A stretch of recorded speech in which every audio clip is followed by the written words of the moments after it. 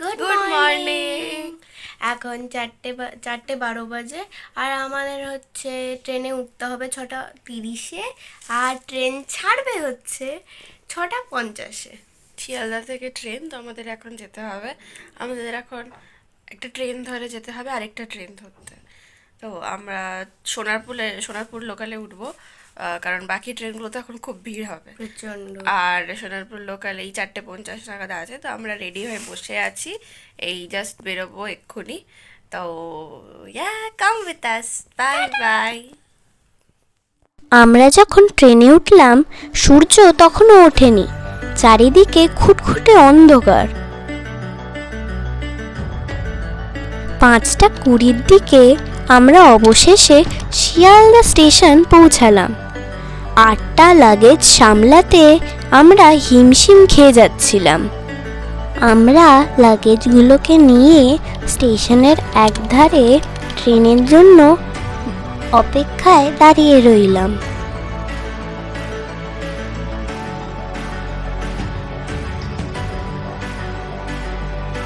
Train ছাড়ার কিছুক্ষণ পরেই ট্রেনের মধ্যে অনেকজন খাবার নিয়ে উঠল বিক্রি করতে। সেখান থেকে জলি আর বাবা পুরি আর সবজি নিল। সেগুলো এতই ঠান্ডা হয়ে গিয়েছিল যে জলি কিছুতেই ছিঁড়ে খেতে পারছিল না।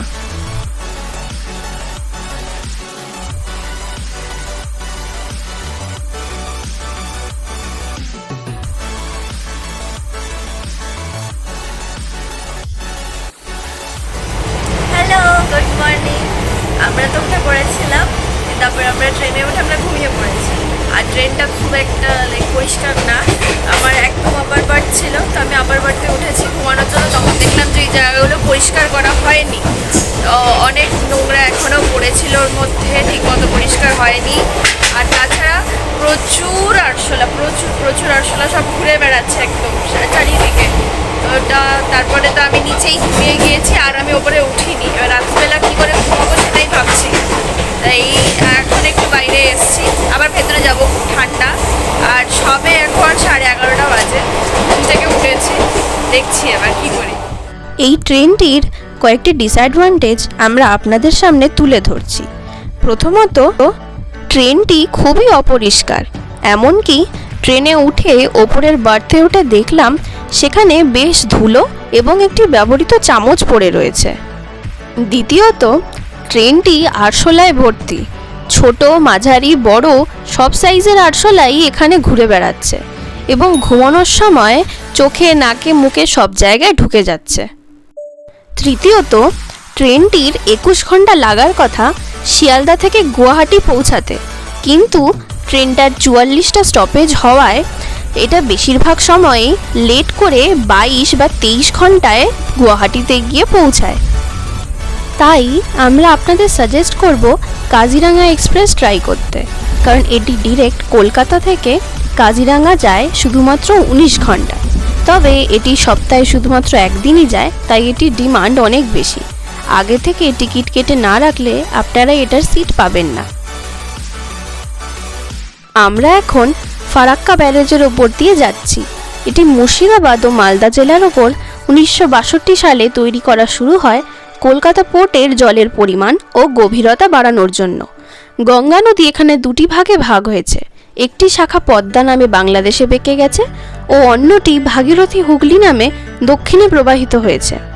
42 কিলোমিটার দীর্ঘ ফিদার ক্যানেল ও 2300 মিটার লম্বা ব্যারেজ তৈরি হতে প্রায় 13 বছর সময় লেগেছে। এই ট্রেনে প্যান্ট্রি কার ছিল না, তাই এরা অর্ডার নিয়ে আইআরসিটিসি থেকেই দিয়েছিল। আমি আর জলি দুটো চিকেন থালি নিয়েছিলাম। এখানে খাবারগুলো এতই ঝাল ছিল যে আমরা শেষমেশ ডাল আর ভাত মাখিয়েই খেতে বাধ্য হলাম।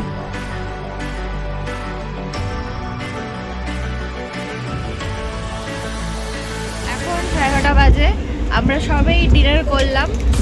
আমরা এখান থেকে নিয়ে আমরা আইআরসিটিসি যে ওয়েবসাইটটা আছে, অ্যাপটা আছে, ওখান থেকে আমরা অর্ডার করছিলাম, বাট মায়েরটাই হচ্ছিল না, খুলছিল না।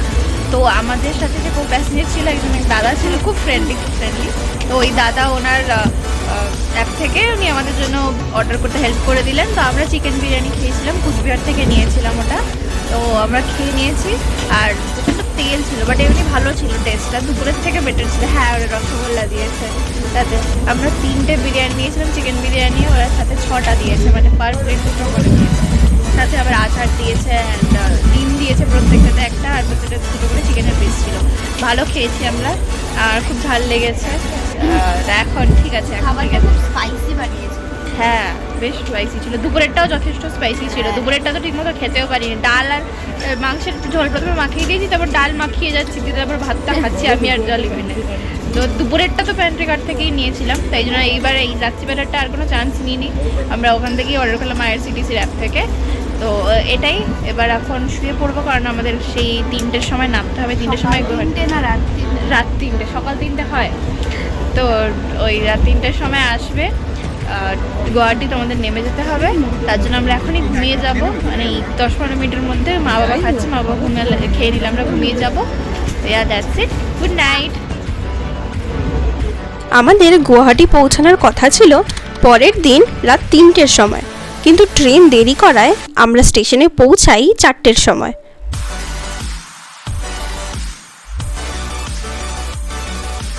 ট্রেন 3টের সময় পৌঁছাবে বলে আমরা প্রায় 1:30টা থেকে জেগে বসেই ছিলাম, কিন্তু ট্রেন লেট করায় আমাদের আর ঘুম ফেরত আসেনি। তাই সারা রাতের সেই ক্লান্তি নিয়ে আমরা তখন লাগেজ টেনে গিয়ে পৌঁছালাম গাড়ির অপেক্ষায়। গুয়াহাটি স্টেশন থেকে গাড়ি করে আমাদের হোটেলে পৌঁছাতে আরও প্রায় আধ ঘন্টা মতো সময় লেগে গেল। আমাদের হোটেলের নাম ছিল স্পেকট্রাম রেসিডেন্সি। হোটেলটায় আমরা যখন পৌঁছালাম তখন 5:30টার কিছুক্ষণ বেশি বেজে গিয়েছিল।